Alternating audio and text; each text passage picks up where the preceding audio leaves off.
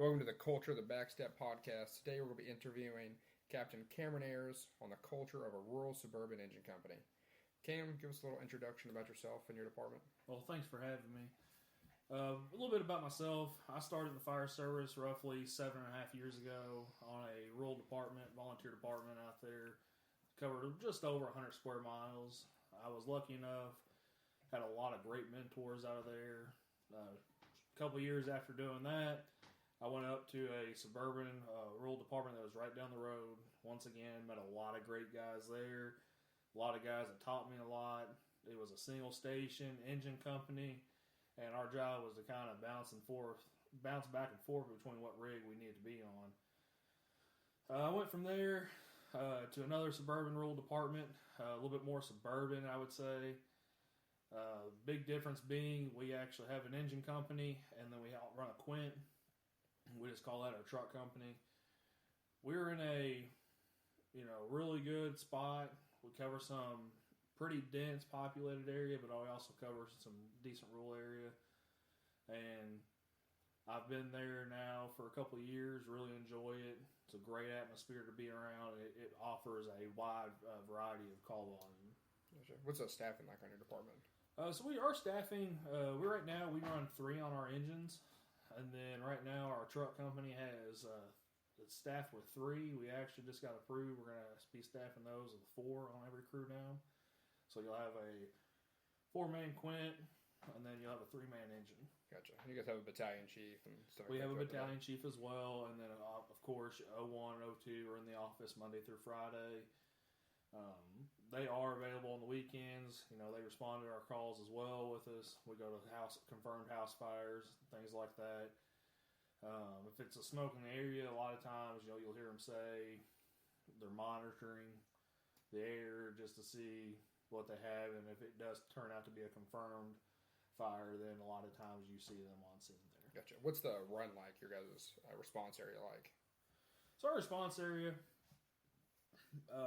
Downtown where the engine sits, you got a lot of hydrants, very densely populated. You got subdivisions, you got little off shoot streets there. We have a elementary school right there in our district, and our first due district as well. With a couple strip malls, pretty big neighborhoods. Part of our neighborhoods, we have to actually take a long route around because we got bridges we can't cross. Once you get over to the other side of the district, where what our quint covers, it's pretty interesting because then it kind of drops off, and that's where you start seeing your rural, a little bit more rural there. Yes, they cover a grocery store, they cover a hotel. But the water supply isn't as great, and they actually just took on, a very large portion of another area of our county that is going to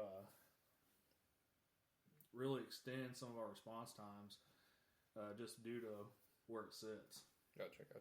Did you guys have to run more tanker operations in that rural area? In the rural area, it's definitely a tanker operations, so with our quint, we have a 2,000-gallon tanker staffed.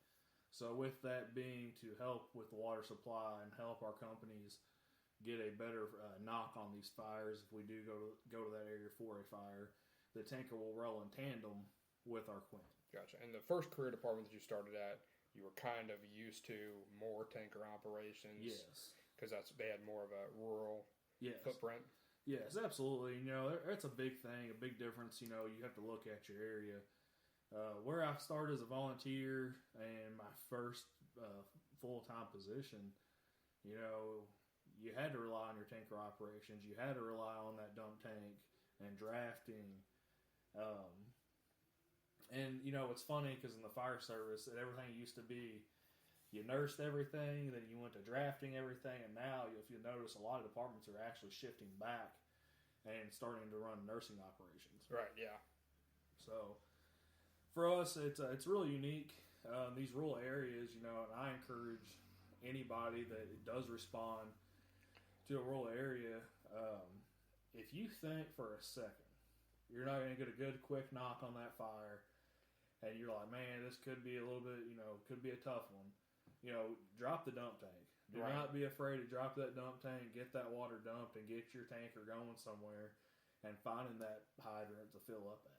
So you guys run your tanker out of which house? Your engine house, or your Quint house? So our tanker comes out of our Quint house. And what's your guys' Quint have water-wise on it? So our Quint has 380 gallons on it. 380 gallons. How about your tanker? How big is your tanker? Our tanker's a 2,000-gallon tanker.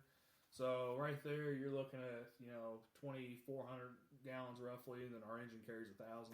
Okay. So by the time we get there, we're going to start. The engine is going to connect somewhere into that. Yeah. Where it's feeding into our ladder. It might just feed straight into the tanker to dump.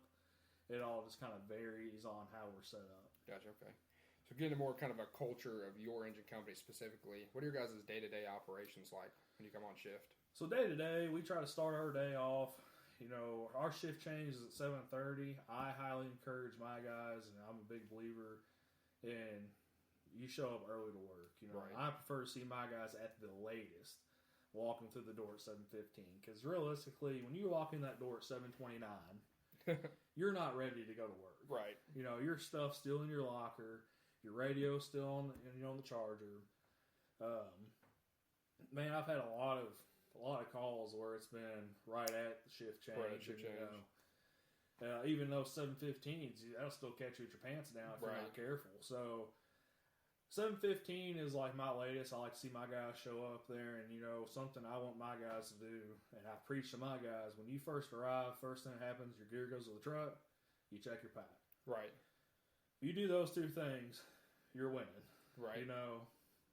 If packs, battery, you check your battery, you check the air in it.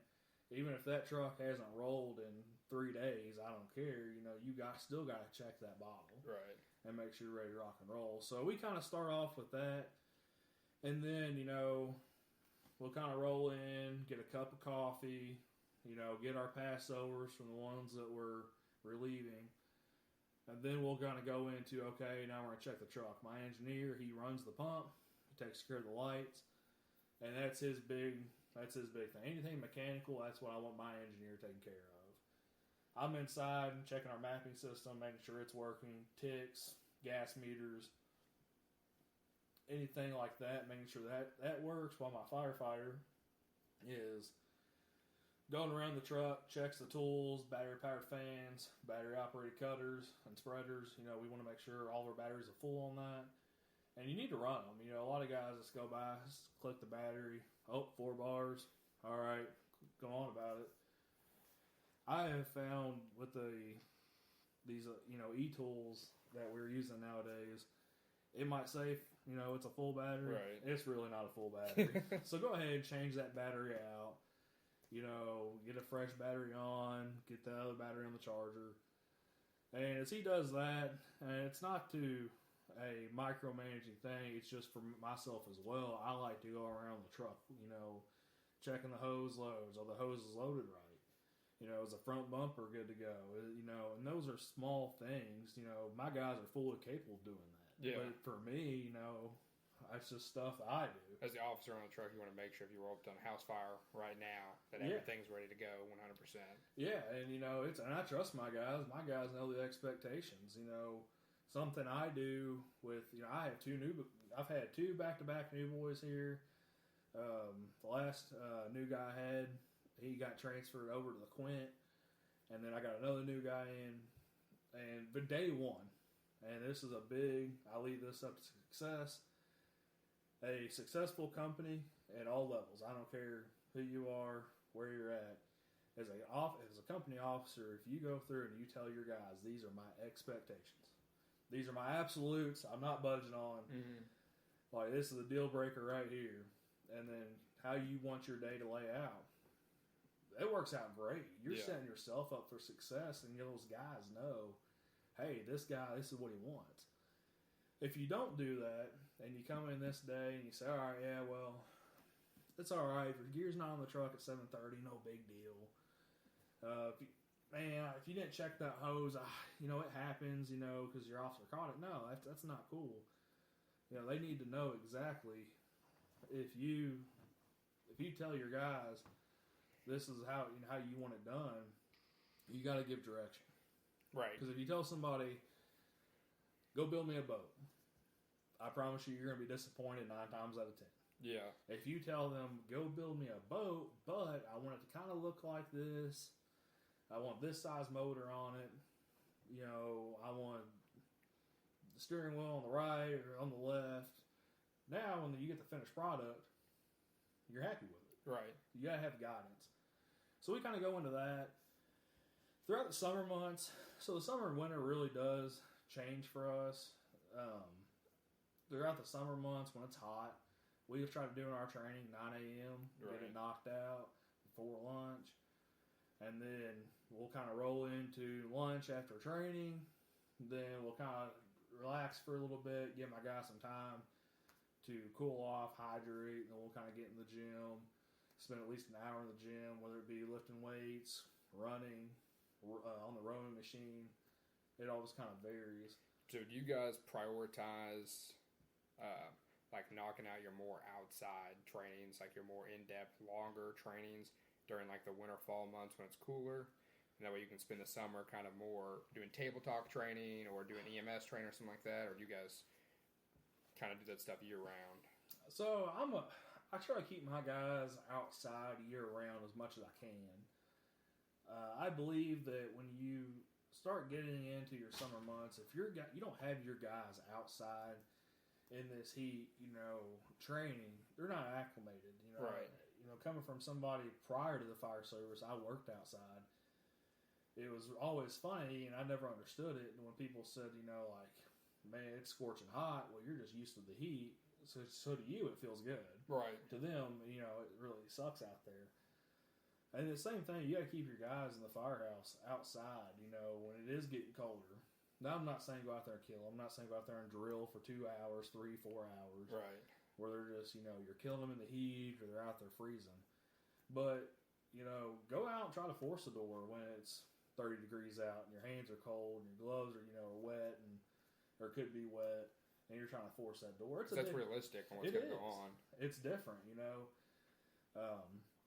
I made a fire and there's some things we can't mock up. There's some things we can't just do. I had a fire back in January this year. Middle of the night, it was -4. Right. Everything, water on the road's freezing. We're out here just going on about our way, and everything's freezing too. Your coat's frozen, your pack's frozen, your regulator's frozen. So you're just trying to figure out, what the hell's going on. Right. So whenever it comes to, you said that you had 2 new guys in the past year. What do you do extra whenever you have a pro coming on your shift? So the one thing extra, it kind of goes back to what I was saying. It took me a while to learn this, but over time, as I've gotten a little bit older and I've had more experience working with some newer guys, the fact of the matter is, if we come in here and I tell you, this is how I want it done, just because you went out of fire class, at the end of the day, you're not fully prepared. Yeah, you got the basics down. So what I like to do is, day one, they come in, the expectations are given to them, and we walk them through how we pull a hose, And luckily for us, we are now in a position where we have 2-week academies prior to us, these guys hitting the streets full time. Right. But even though they went through that 2-week academy, when they come to my shift, I'm going to ensure you know how to pull that line. Because as an engine company, to me, engine company is the bread and butter of the fire service. Amen. If you can't pull a hand line, how can I trust you to go cut a vent hole? Right. Or throw that ladder, you know what I'm saying? So we go through and we walk them through, okay, this is how you're going to pull a hand line. When you pull your hand line, if you pull the combination nozzle, because we run a combination and a smooth bore. So if you pull that combination, when you get there, your 50-foot coupling's at the door with you, as long as the nozzle is. Check your nozzle. Make sure it's on a straight stream. Explain to them why we want it on a straight stream versus the fog. Right. Because that's important. There's so much. If you just tell somebody to do something like this because that's just how I want it done. Right. They don't know. They don't take any pride in it. Exactly. But if you say, this is why we do something, so we jump into that and we educate them. We show them how to check the truck. We show them how to check their pack. This is the proper way of how I want you to check it because this is the safe way to do it, and this is how you ensure your pack is ready to rock and roll for the day. Yeah. We even go into showing them how to make coffee. Right. You know, that's a big part of the firehouse. It is a big part. You know, even if only one person on the crew drinks coffee, make the coffee. Right. You know, a lot of guys. I've had two of them back to back. They showed up and they're honest. I say, hey man, you go in there and make a pot of coffee. They said, we don't know how to make coffee. I respected those two guys more than some other people have told me, like, oh, okay. And they go in there and next thing you know, you got coffee overflowing into the floor and, you know, the thing's filled all the way, the filter's filled all the way up with coffee grounds. These guys were straight up said, hey, we don't know how to make coffee. Yeah. So, all right, that's cool. That's fine. I'll take that. We went in there. Here's how you make coffee. 2 scoops, put it in, make sure your existing pot's empty. You know, maybe the crew last night left it half full. So, you know, you and I worked together. I believe you made that mistake. You know, yeah, I've overfilled it before. Right when you were still a rookie. And it's funny, you know, for us, you know, we're going to give you shit about it, but it's a good time. And those guys that ask, you know, those are guys that want to succeed. Yeah. And that's what's really cool. That's something so simple as just difference between captains is when I was first in the firehouse, day one, Captain took me over to the coffee pot and said, I want this many filters. I want 5 scoops, 5 heaping scoops. It needs to be full to this exact level in the coffee. In the coffee pot, then you need to pour it at this exact speed. I know I'm being a little facetious, but it's the truth. It's down so much. Like, this is exactly how they want it, and then you'll work on a different shift, and that captain will be like, I want 3 scoops. So it's important to definitely to have that, like, hey, these are my expectations, even when it comes to something as simple as coffee. Absolutely. And, you know, I take it as far as not just coffee, but I go into it with my guys when it's bathroom day. And it's their first day of us cleaning all the bathrooms. I like to go in there and say, hey, look, this is how we clean them.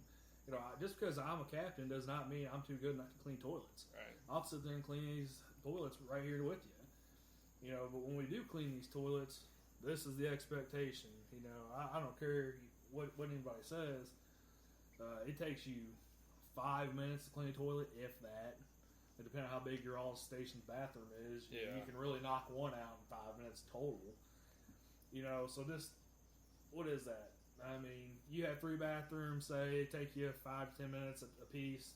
You've still got 30 minutes of your day. 30 minutes of your 24-hour shift. Yeah, you know, and if anybody tells me they're out there for a full 24 hours just busting it, like, you might be, you know, if you're making calls, absolutely, you know, it is. But once again, find that 30 minutes in your day to go in and clean a bathroom. Which I remember a story back when I was a probie and you were a captain at my fire department. Whenever you told me, hey, I need you to go clean bathrooms, and then in 10 minutes I was like, hey Cap, I've cleaned all 5 bathrooms in the firehouse, and then you go back behind me and check and say, hey, that's super dirty next to the toilet. You did not clean these bathrooms. Exactly, and you know, and that's something you just have to take, and it's very interesting in the fire service when you see young guys come in that maybe haven't lived on their own yet, still living at home, just moved out, this and that. So when you tell them to go do something, and you know, I relate that back to when I first became a captain. You know, when you were there. And me and you were together at my old department. I had a lot to learn. You know, I did. I was very young. Had a lot of knowledge still left to learn. Still do today. But learning and learning how to tell people, hey, this is the expectation. This is how we do it. It took me a while to learn how to do that and to make sure that everybody understood the standard. Because, you know, there's nothing worse than somebody from another firehouse or another department, you know, coming into your station. And they go to, you know, use the bathroom and you got dirty bathroom. Yeah. Or you got dirty kitchen. Right. You know, those are some pretty big pet peeves of mine. We want to make sure we're keeping that presentable because at any time, another member of a different organization could walk in.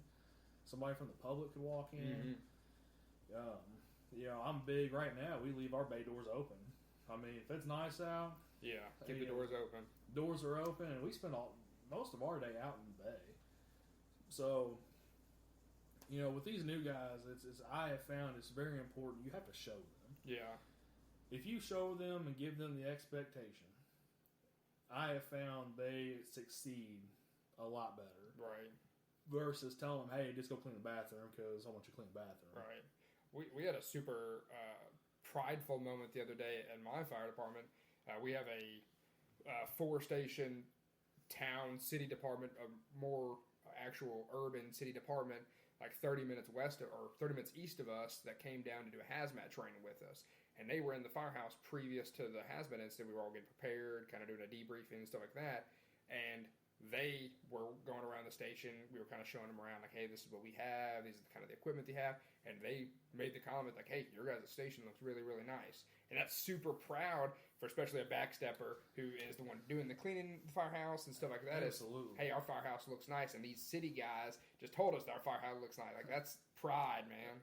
Absolutely. And, I went through early on in my career, and like I kind of touched on earlier, I had some really good mentors. One of them being Chief Warts. He was a great mentor to me when I first joined. He's now a chief for an organization that is down the road from us, but he was my chief at my volunteer house. Very, very big on training, showed me a lot. Another good mentor I had, still talk to him today. Miss working with him, but Captain Cameron, great guy. This dude's really involved, really about the fire service, and he loves the new guys. And he likes instilling that, the skills on the fire ground, but also around the station. Right. And to kind of get back on, what I do to, help set my new guys up for success is we cover our district with them as well. We don't just hammer on the stuff around the house. That's in our free time. We spend a lot of time when you first start pulling hose. And I'm not saying we're going to pull it once or twice. We're pulling that till you can't get it wrong. Right. Because that's really important. I want my guys to be able to pull the hose at 2 a.m. in their sleep. Mm-hmm. At the end of the day. That's when we catch fires, 2 a.m. when you're fresh out of bed. Yeah. Yeah, you woke up at 2 a.m. for the tones going off, and at 2:05 you're expected to pull a hand line. Exactly. I try to tell my guys too, hey, look, things happen on the fire ground. These are some things we look at, and I'm not going to get too much into, smooth bore versus the combination nozzle, because at the end of the day, everything in the fire service has its time and a place for it. A lot of this turns out to be a personal preference I found. Right. So, me personally, I tell my new guys, if it looks like we show up, smoke's coming out, we don't have fire vented out, the velocity of the smoke isn't really all that bad. It's not really pushing up too terribly bad. I tell my guys, that's a combination nozzle. Probably got some nice room contents there. We're going to get in there, we're going to knock it out. So once we get into that, then we talk into, if you show up and you got fire blowing out a window, smoke's really chugging out of there, high velocity, I lean more towards my smooth bore. Right. I want my guy, and that's why I try to get my firefighter thinking. I want him to be a thinking fireman, because I don't want a robot. Right. I don't want a guy who's just going to sit here and say, I'm going to get off the truck, I'm going to pull this line, and, do this. I want him to think about what he's about to do. Yeah. So that's something I do, and it's a lot of that. I don't even think about teaching my new guys how to drive or how to pump. It is, you're going to learn how to pull a hose line. We're going to talk about our area. And water conservation is a big thing. Like I kind of hit on, we cover some rural area. So, I've seen some guys go out and completely dump 1,000 gallons in the first 5 minutes. Where's the water? Yeah. You knock down some fire, but now you still have a lot of fire left. There's a big difference between a city urban fire department and a rural suburban fire department like we work at, is that you have to worry a lot about water supply. Like, I know at my fire department, we take a tanker with us on almost every fire, because though we have good hydrants in the town limits, but when we get out to the more outskirts of the town, like some of the subdivisions and stuff like that, we have $1 million subdivision in our district that has 0 hydrants in it. So water supply on $1 million house that has 0 hydrants is a really, really big problem for us. Yeah, absolutely. And, you know, I've been very, very lucky in my career to have guys that have, you know, sit down and just talk tactics at a table because, you know, I do believe when you sit down at the kitchen table, you can really learn a lot from the guys around you because they've been there and done it. Another guy I'm really, really big on is Chief Payne. Chief Payne, you know, me and him talk a lot about tactics and, you know, well, what about this and some different considerations. And it's been some really, really good conversations. I've also had those types of conversations with another fireman over in the estate over. You know, great guy. Works for a pretty decently sized department, goes to a lot of fires, and he's a very, very knowledgeable individual. And you really sit down and you talk to them, and it really opens your eyes and gives you different things to think about. Right. So what are your guys' like training that you do specific to your response area? Like I know we all do trainings about things that are kind of general in the fire service, but I'm talking about training that you guys do specifically for your response area. So for our area, you know, you have to look at it once again. Being in a suburban rural area, what I focus on a lot with especially having the new guys is you have to get them comfortable working in that suburban area, working in these neighborhoods, and understanding what the goal is. Right. So getting our guys to pull in lines in tight spaces, to me, that's a big deal. We're going to do that. My engineer, you know, yes, we are suburban. Yes, we have quite a few hydrants, but we're not every city block with a hydrant. Yeah. So we might pull up and we might have a hydrant that is 100 feet, 200 feet.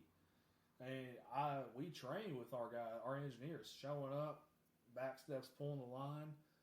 Engineer is skull dragging. Skull dragging, taking the line back to the hydrant. Taking 5-inch back to the hydrant and getting it all set up, plus sending water. And those are some really, really good things to do. So when you really look at it, and I got that drill off a former captain of mine, Captain Sutton, which is a super knowledgeable dude. Hazmat tech, the guy knocks it out of the park. Very, very operationally sound captain. Took a lot of things from him that I've tried to, you know, instill some of my trainings today.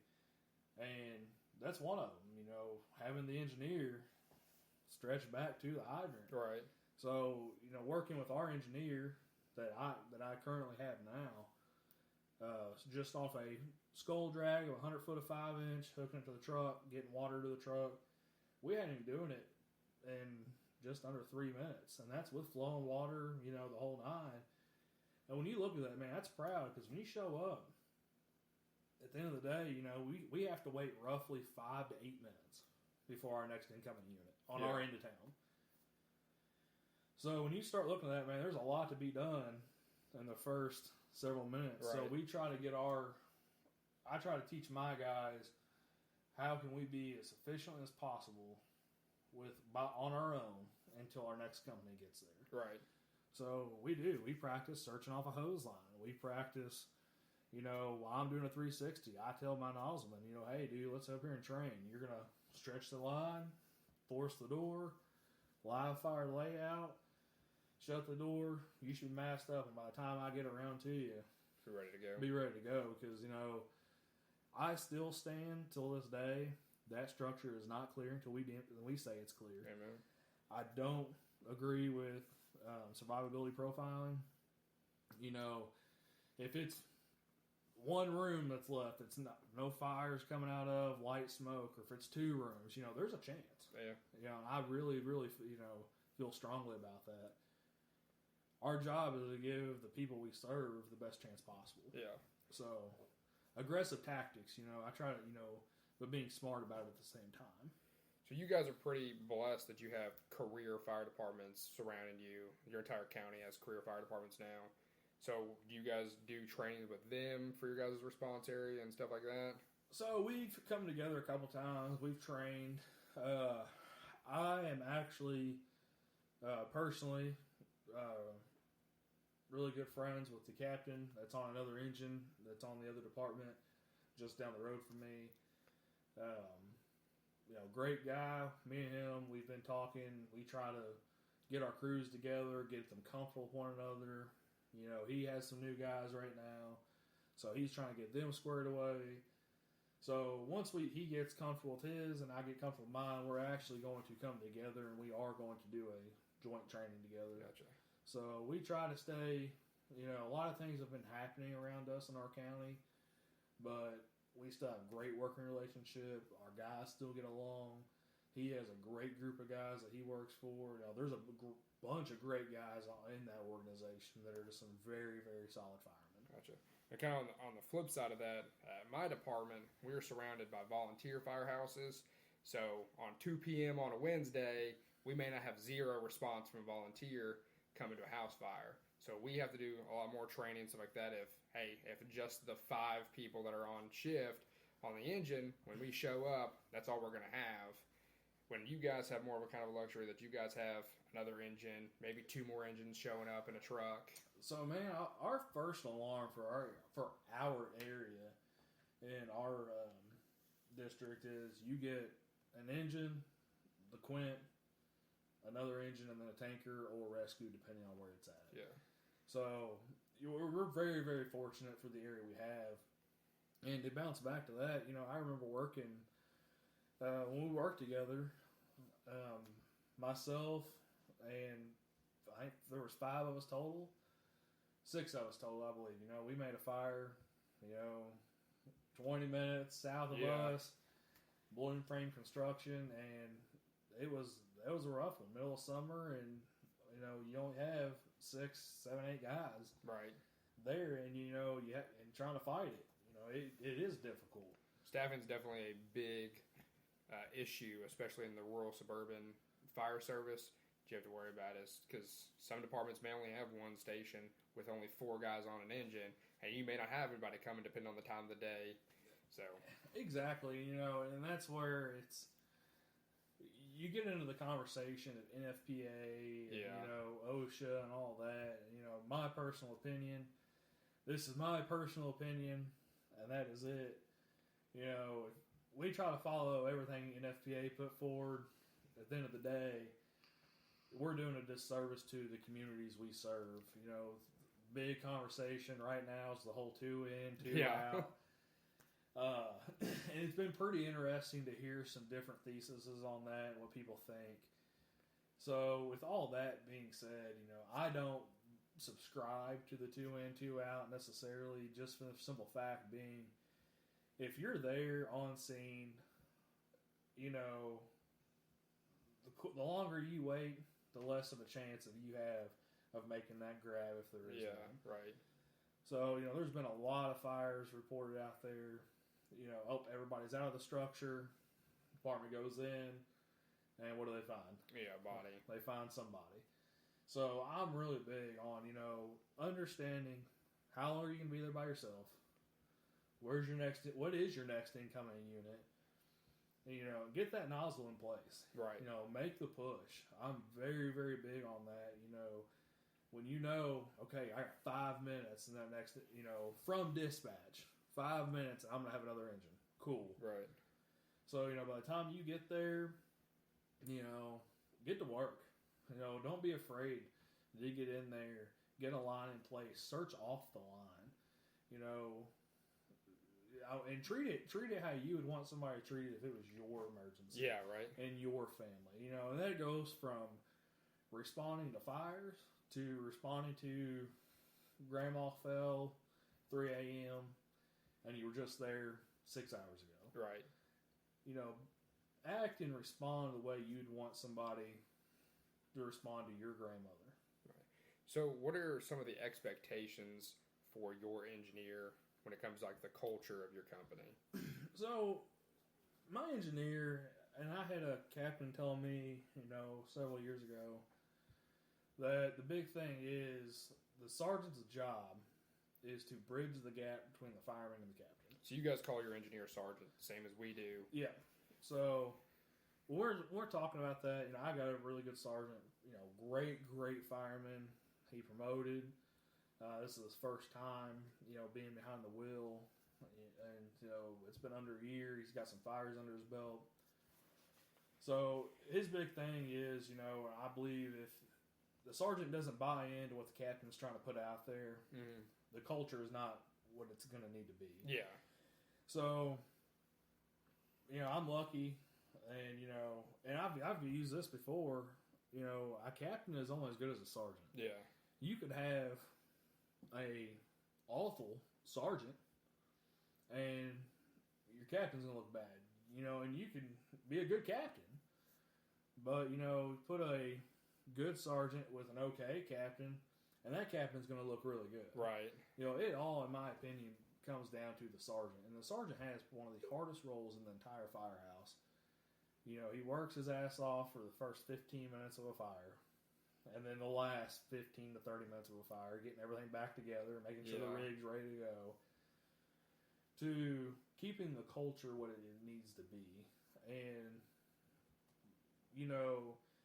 those guys have to, understand what the goal is of the captain. What type of culture do we want? So the sergeant shouldn't be the guy that's out here chewing the new guy's ass. Right. That's not his role. His role is, all right, man, hey, how can I help you? Because in most firehouses, you go from your backstep to a sergeant and then to a lieutenant or a captain, depending on how your organization does it. So I really expect my sergeant to really uphold the culture that we have and bring that positive. I want guys to come work for us. Right. I want guys to seriously say, that's the crew I want to go work with.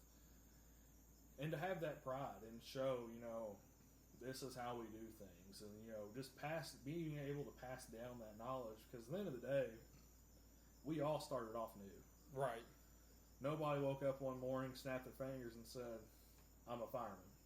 It took, time of learning the job and working and having mentors, taking things you liked from this individual and things you didn't like from this individual and saying, okay, I don't want to be like that, but I really like what he did there, so I want to implement it into what I do.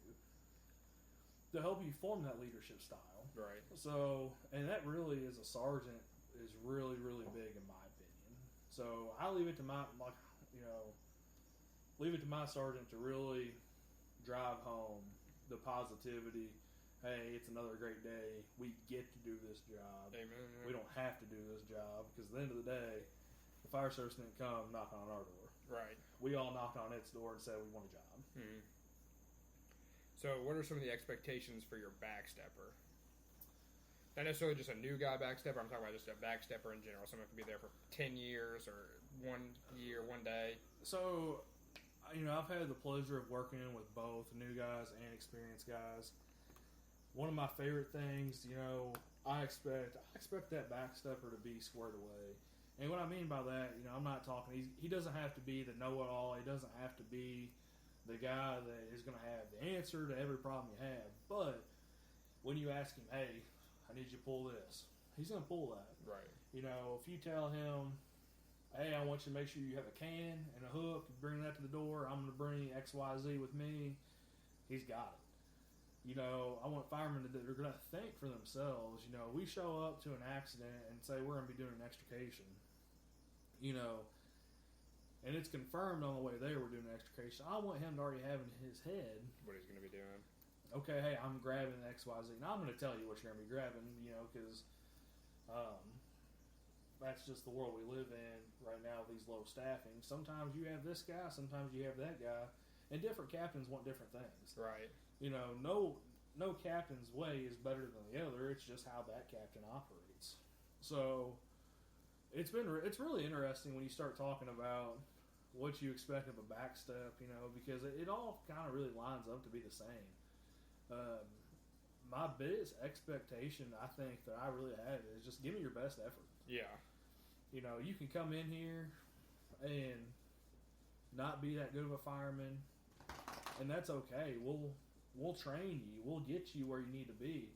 All I ask is give me the best effort you possibly can, and we can work with that. Right. I was looking at we both played football. We both coached football. Yep. Of someone who's coachable. I think it's the same way as a backstepper.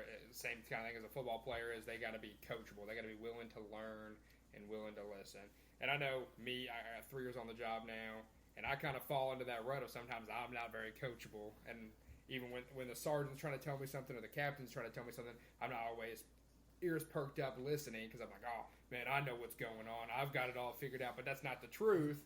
I think it comes down to we got to stay coachable. Even at the engineer or captain level, they still have to stay coachable because we learn something on the job every single day. Absolutely. My battalion, he comes up and he tells me, hey, man, if I messed up, I messed up. And I don't want that guy to be like, hey, listen, you messed up here. No, come tell me tell me where I messed up so I can correct it and be better the next time. Right. Being coachable is one of the biggest things, like you said, being coachable is a better way to put it.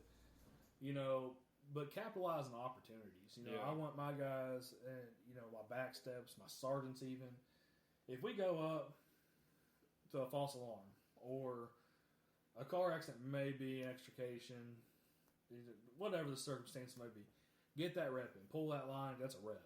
Right. And that's you perfecting your craft.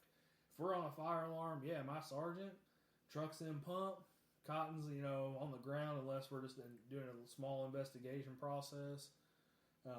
Circumstances dictate. But if there's a hydrant, go, get that hydrant ready to rock and roll. That's a rep you got addressing a hydrant. That's one more rep you did that you didn't do earlier. Yeah, right. I think even when you're canceled en route, that's a rep that you got of getting out the door quick. Absolutely. Fire alarm comes out and you guys are hauling to the truck, getting your gear on, getting in the truck, getting out the door, and then they say key holder called back. You guys can cancel. That was just another rep you got to get your gear on. It's something fun. I like to do. Luckily in my station we have a house system with in the captain's office. I have a bell I can hit and it sets off our house tones. Something I like to do when we get new guys, catch them off guard, and just hit that. And it turns into, we all race to the truck. We get dressed because for one, that's a rep of getting dressed. Right. And like you said, it's all about getting out the door quick. Firemen, it's very interesting when you start thinking about firemen. Firemen are the only people that, in their job, get pissed when they miss getting to go to work. Yeah, right. We all, at the end of the day, we hate when things happen to people's homes. Yeah. We never wish anything bad upon people. But if B shift goes to a fire, A shift's over here like, what the hell? Yeah, I don't want anybody's house to burn down, but if it's going to happen, I want it to happen when I'm there. It's really weird how firemen work, and we all just want to go to work because we spend so much time, and we're very passionate about what we do. You have some people that are here just for the benefit and the pay, but I've met a lot of very, very, very passionate individuals. Right. They want to go to fires and they want to help people. Yeah, there's a documentary about FDNY Rescue 1 where he talks about, I'm paraphrasing here, where he talks about like people who are good at their job want to go do work because they want to show how good they are. Yeah. So, that's something really big to me. I take a lot of pride in that, and you want to have it's a friendly competition. It can be viewed by some as just arrogance. It can be viewed as some as why is it like that. But to me, in the fire service, there's a lot of friendly competition. Right. When you're sitting there in the firehouse, and you're on duty, you sit here and you should be telling yourself, in my opinion, like, man, this place is safe because we're here. Right. My crew's here. We put the work in. We've worked out to get better and stay in shape. We're out here. We're training. Talking about our response district, we pull up random addresses on our mapping system overhead and just look, okay, hey, look, this here could potentially be a long delay. How are we going to tackle this? Those are mental reps that you're getting. That's and, right. You might mark those house numbers down to understand that. And it's all a friendly competition. It's not the simple fact of this fireman's better than this fireman and this captain's better than this captain or this engineer's better than this engineer. It's just having that pride of, I'm here and I'm going to perform the best I can, the best that I possibly can, and nobody's going to outperform me. Right. It's not I'm better than you, you suck. It is just an internal battle I think we all have with ourselves of just wanting to get better. Right. You talked about like kind of being prepared for different places and different addresses that you're going to go to. I think a big thing, and I've noticed myself doing this more recently, I've heard captains talk about it, is we go on 90% of EMS runs in the fire service. Like, fire service isn't like it was 20 years ago. We are going on so many EMS runs. 90% of what we do is EMS. So take that rep of you went to go pick grandma up off the ground. What did her house look like? Was it a hoarder house? Was there obstructions in the front yard? Stuff like that. That's kind of a culture that we need to have in the fire services. When you roll up somewhere, whether it be for an EMS run, whether it be for a fire alarm, something like that, be prepared and know, hey, if this was a fire, I'm pulling to this door because this is the easiest access. I know when I come in the front door that it's a hoarder house, that it's terrible on the inside. Just kind of taking that as a mental rep to be more prepared. Absolutely. You know, that's nobody has said that any better, and that's such a great way to look at things. You know, and as a senior guy, or as the captain, or the sergeant, and you got that newer guy there that maybe he's new to your shift, you know, maybe he's brand new. I don't know. This kind of applies to both. But, you know, if that's in your response there, you know, hey, man, look, this is kind of the house we looked at. Did you notice this? We've been here several times. You know, these are some things we've noticed. This is how we would attack this. You know, I recently went to one very, very recently for a medical call. Very, very long setback, roughly, I don't know, 600 feet potentially.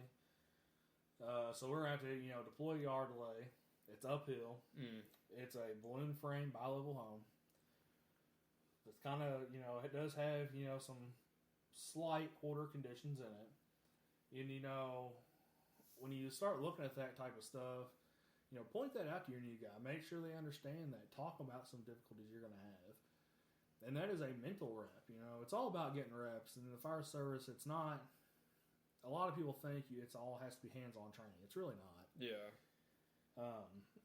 Talking about just being vigilant, being aware of your surroundings. You know, because a lot of guys in today's fire service, a lot of the young guys, and it's not me picking on anybody. You know, I'm not old by any means, but you know, you're starting to get a lot of guys, 18, 19, 20 years old.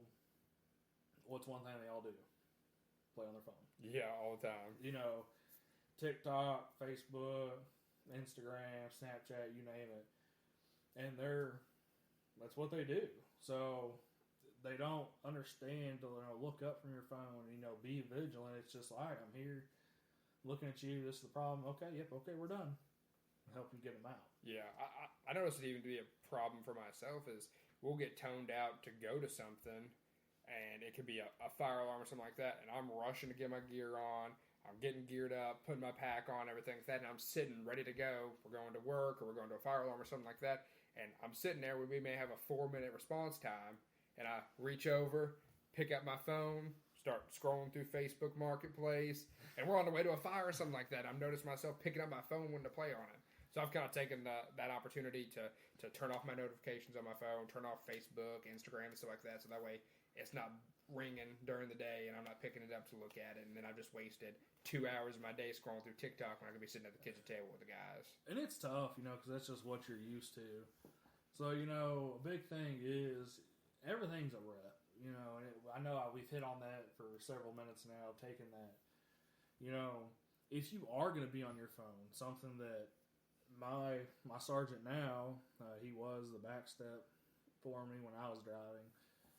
Something he did, he picked his phone up and he went to our mapping system because we use IR, and he'd zoom in on it. All right, this is what it looks like, and he would start. Looks like we're gonna have a 2-story, you know, long setback. Or all right, hey, look, hey, Cap, did you see we got a hydrant right here? Because the captain's trying to give directions. Look at the hydrant. How good's the hydrant? Right. You know, things like that. And so that's something he did that really helped.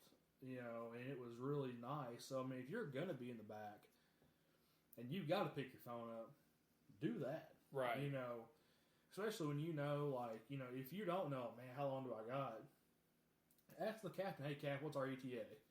I had no problem, you know, giving my guys our ETA, you know, and I try to as soon as we get out of the house. Hey, we're like 2 out.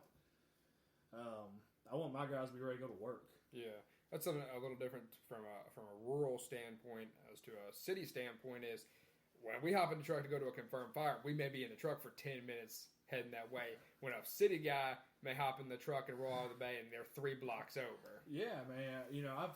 I think the organization I'm currently with, I think the longest response I've had was back in, like I said, same fire back in January. I think it was like 20 minutes.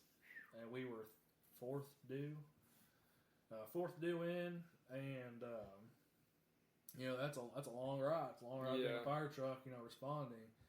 And it's very easy to, when you get those longer rides, it's very easy to let your mind wander and not truly be focused up. Yeah. Because you are looking at Facebook, you're looking at Instagram, and in my opinion, that's when people get hurt. Because their head's not in the game, they're not ready to rock and roll. Right. And that's a really big problem, if you ask me. Yeah, no, I 100% agree that that's a problem, and that's why I've been trying to work on it more. Like myself personally, is spending less time on my phone. Not only even at work, just in life in general. You miss so much when you spend so much time looking at your phone. Absolutely. Like my phone has dinged like 3 times since we've been sitting here, and I have to keep looking over at it. You just waste so much time when you spend so much time on your phone. You miss just the beauty of life in general, and then you also miss time spent at the kitchen table with the guys, or time spent on a drill. Exactly, man. And I'm very, very big on the kitchen table or the bay table. It doesn't have to be anything fancy. As far as I care, it could be a plastic table set up with some chairs around. Yeah. Get out there and talk to your guys and just have conversations and get people's opinion. Get people's opinion on different tactics, or, hey, why do you like this nozzle over this nozzle? Why do you subscribe to the 2 in, 2 out? Why do you not? Right. Get benefits and, find the old guy. Find the oldest guy you got in the service or on your platoon, and go talk to him. Ask him, hey man, how much has it changed? What are some things that you learned? Right. As a new guy, hey, what are some things we can do as a new guy to really help improve ourselves? One thing we started doing is a rookie book, and they got their first year is meant to check all that off. So, do you guys spend a lot of time with them, checking that stuff off, getting them prepared? So we do it as we leave it up to them to bring it to us. We're not here to alter our trainings for the day. That's extra time, and it covers how to answer the station phone. Right. Information you get if somebody calls the station and says, I have an emergency. How to make coffee. It's got a list of 20 to 30 items in there, and it's just tips for the new guy and how to be successful. It talks about carrying $20 on you every shift, or $10 to $20 with you for buy-ins for your meals. I said 10, but back then when the book was first written, $10 would cover you. Now, you're looking at 20. Yeah, carry a $100 bill with you every shift because you're gonna need it. So, it talks about that. It tells you, it's a drawn out thing, how to make coffee. This is what you do, step by step. Make this coffee. Right. It talks about you should be the first one out of the bunk, in the mornings. Just taking that initiative. If the floor still needs to be mopped, go make that mop bucket. And it's just small tips and tricks for the new guy to help them learn and navigate. Because at the end of the day, not everybody has been around a firehouse their entire life. I was very fortunate. My dad did it. My dad's dad did it. Both as volunteers, but I kind of knew what was expected, when I first became a paid member. And as time has gone on, I've learned more and more. This is the expectation. This is some things you should do. And there was things I didn't do as a new guy that I should have been. Yeah. And I realize that now. It's firehouse etiquette. It's small, but it goes a long way. Yeah. I think kind of along the same lines as I wasn't in the firehouse my entire life. So when I first got in the firehouse and got hired on the job, I wasn't a good new guy. I didn't know the expectation. I didn't know how to make coffee. I didn't know how to do any of that stuff. So I've had to kind of come to that. And now that I'm 2.5 years, 3 years on the job, and we're getting more new guys in, I'm like, man, that probie really needs to be doing this right now. And I'm like, man, when I was a probie, I didn't do that because I didn't know any better. So maybe I need to be more constructive to them when I talk to them, because I kind of catch myself kind of being a jerk sometimes and coming off the wrong way. I mean I mean to be good, like, and try to coach them up and be coachable, but I get lost in being a jerk and like, yeah, you need to make sure this is done the way that I tell you to do it, and I'm like, man, that's not my. First off, it's not my place as a backstepper to do that. And if I was gonna criticize another backstepper, I'd need to be like genuinely nice to him, because me and them are the same rank. We're the same place in our career. 3 years in one day aren't that far removed when it comes down to it. You know, you can still make that day one mistake. You know, and it happens. There's guys who've been on the job 10 years and make a day one mistake. Right. But definitely give that positive reinforcement. Hey man, let me show you how to do this. You know, we've all made mistakes. We've all been there. And if a fireman, in my opinion, looks at you and says they did everything by the book and they were this perfect rookie fireman, I think they're gonna be bullshitting you. Yeah, we all slacked in some portion of it. You know, we didn't hit every aspect we thought we should. Looking back at it now, but the one thing, and it's advice, and to the new firemen, the rookie firemen that listen to this, have that company pride in yourself of what you're going to go out here and if you sit here and say, I'm going to go polish the bell on the front of the engine, when you go out there and you polish it, your mindset is, I'm going to polish this so good that nobody else can polish this bell as good as I can. Yeah, right. If it's you polishing the rims, it's the same aspect. And then when you get that guy that comes in under you, and you're now the senior guy, now you take them and say, hey, this is how I polish this bell. Right. And you show that expectation. It goes back to what we talked about in the beginning of the episode here. We're talking, you got to pass that down, man. Everything that we learn in the fire service, it doesn't belong to you. It doesn't belong to me. It doesn't belong to the Chiefs. It belongs to the fire service. Yeah. All this on the job, tips and tricks that you don't learn in the books and in the classroom. There's a guy out there who learned it. Pass it down. This information is not for you to take to the grave with you. Your job is to help pass on as much as you possibly can, so that young guy, the guy below you, makes it a long career. I had a captain from your agency actually that told me one time that the fire service owes you nothing, but you owe everything to the fire service. Absolutely, man. And it gets really into that, and you got to look at it too when you start talking to these guys, understanding. There's a way to talk to people and a way not to talk to people. Right. So, a rule of thumb that I have is I'm going to ask you twice. The third time I'm going to tell you. Yeah. I don't believe we're all adults. Young men.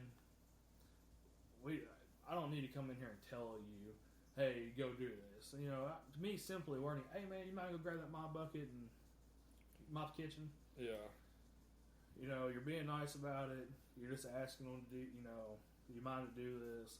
Obviously, if they they ignore you.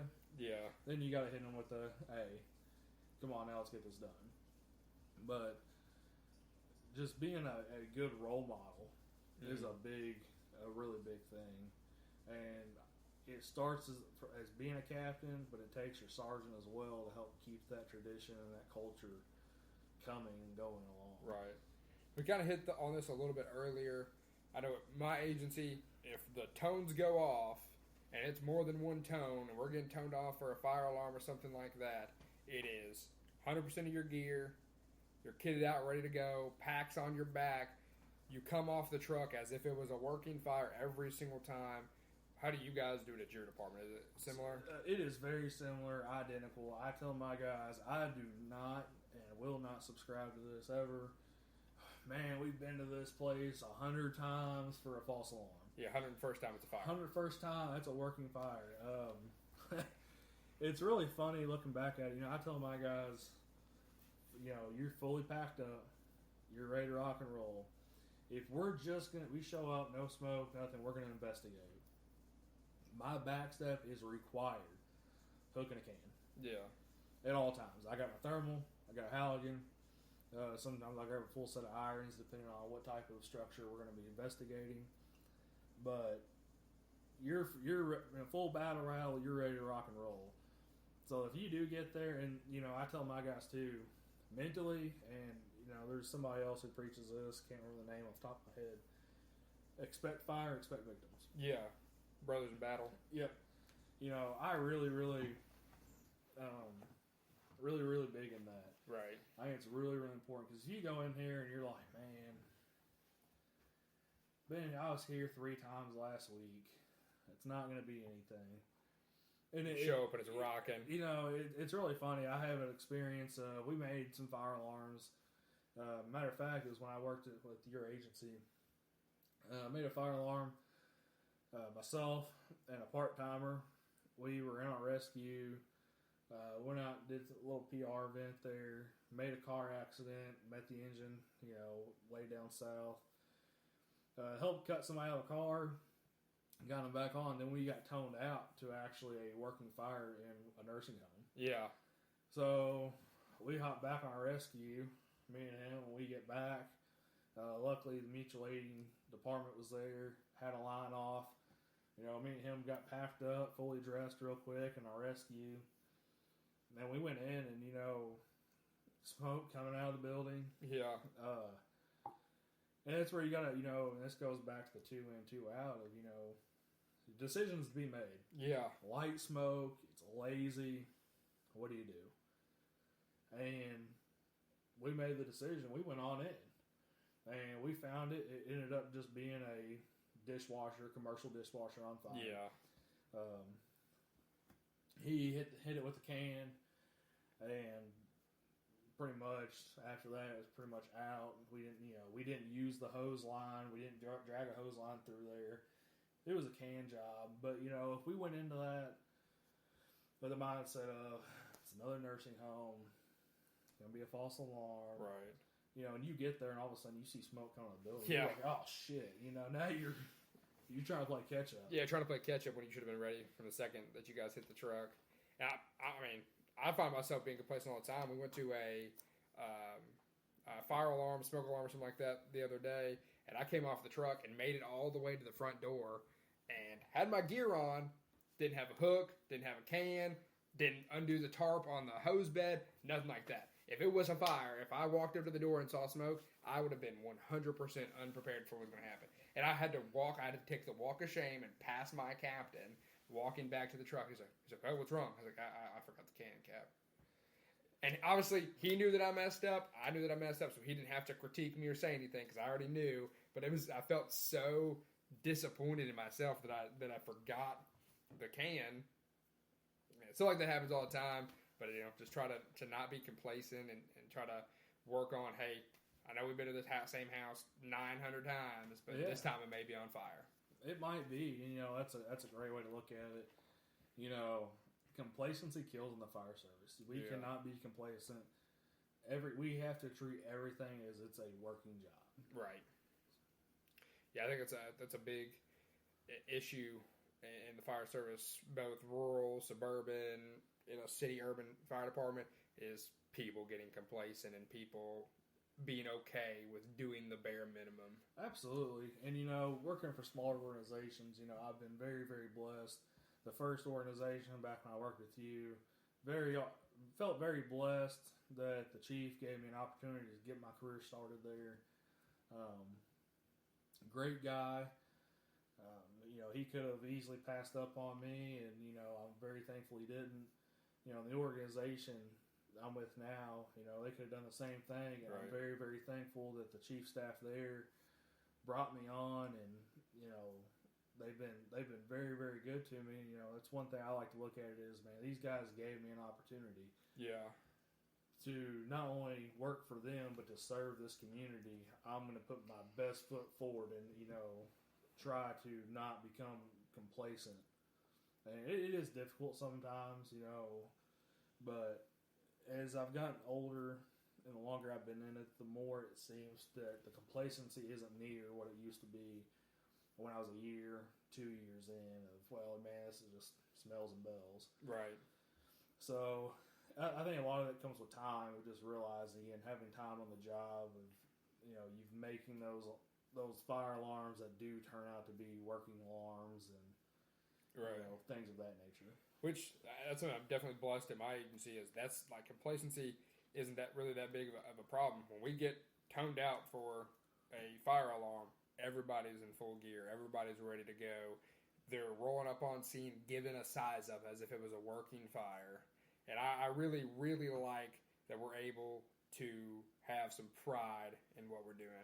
Because, 100% of not only do they pay our salary, not only are they the ones who are keeping us employed and putting food on our table, but also they're the ones who are calling us when they need help. So we need to kind of be there for the community. And part of that is being ready to go, even if it's just a fire alarm, even if it's just grandma fell, being ready to go, being ready to serve, putting our best foot out there. Having the pride in your job. Right.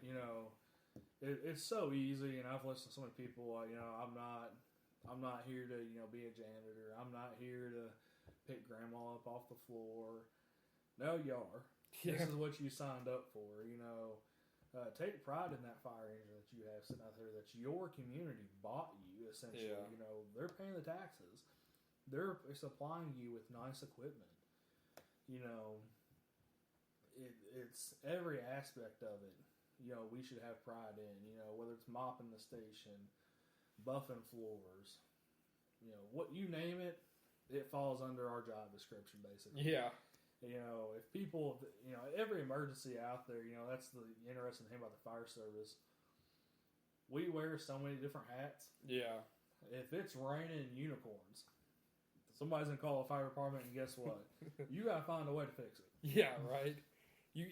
That's a difference between the fire service now than it was 20 years ago. I hear the stories from old timers talk.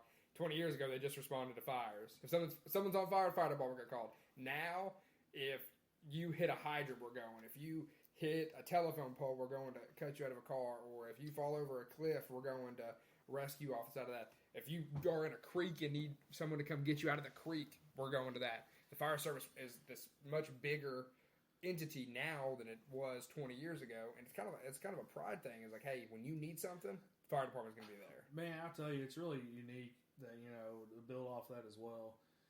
We have broadened our horizon so much in what we offer to the public.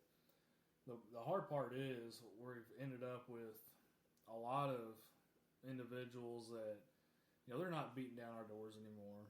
Yeah. It's hard to meet staffing levels. It's hard, volunteer organizations, they're lucky if they get 6 to 10 people on a call. Yeah. For a working fire. People aren't beating down fire departments' doors anymore to apply. And, you have your departments out there who still get a lot of applicants. Yeah. But for these smaller rural departments, you might put a hiring process on and only get 10 people apply. Yeah.